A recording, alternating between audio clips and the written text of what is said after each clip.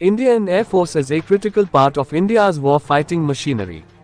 Although some sources rank IAF as the third most powerful air force in the world, but in reality it is faced with a very serious challenge of shortage of combat aircraft commensurate with the opposition it is likely to face in future war. It is woefully short of the 45 combat squadrons its inventory and has number of squadrons flying very old vintage aircraft past their planned life. The important role played by air power in the 1991 Gulf War and the effective shock and awe air campaign took the world by storm. Similar strategy was followed in Kosovo 1998, that is, dependence on sustained use of air power as the opening phase rather than slow land invasion. It was natural for the Indian Air Force to evaluate strategies and tactics used in these wars. As a result, IAF came up with the doctrine of strategic use of air power, rather than play supporting role for operations on the ground and at sea. IAF started to believe that it could break or seriously dent the will of the enemy to carry on war and more or less win India's future wars by itself. The army would then have to just march in and or be airlifted against very light opposition. To achieve this, the IAF will carry out counter-air operations and strive for air superiority in the initial phase of war. All other requirements for air support etc. will have to wait. As a consequence, this became one of the main reasons for the IAF to oppose creation of theatre commands and assigning single-point operational responsibility to the CDs, who may not be from the Air Force and hence not likely to understand exploitation of air power in strategic growth.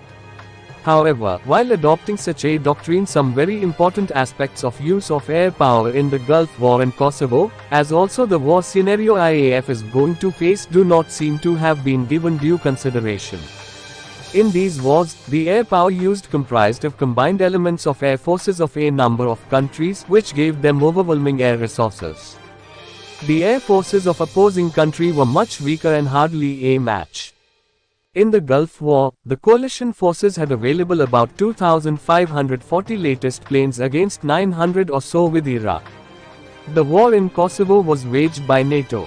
They had about 1,000 latest aircraft from different countries which faced very little opposition in the air. Also very importantly, the air campaigns in these wars were sustained, lasting a number of weeks. Gulf War 43 days and war in Kosovo 78 days. In the Gulf War, nearly 100,000 missions were flown, and in Kosovo 38,000 sorties, 10,484 of them strike sorties. There was an overall commander in each of the war under whom air component commanders worked, and they happened to be US Army General. Since overwhelming air resources were available and the adversaries were having much inferior air assets, an initial sustained air campaign was the preferred strategy.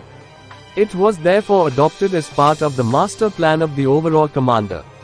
In no case the Air Force component commander planned and conducted the air war on his own. The Indian scenario is so different. It needs to be realized that IAF is faced with Chinese Air Force, which is about 2.5 to 3 times the IAF, equipped with modern aircraft.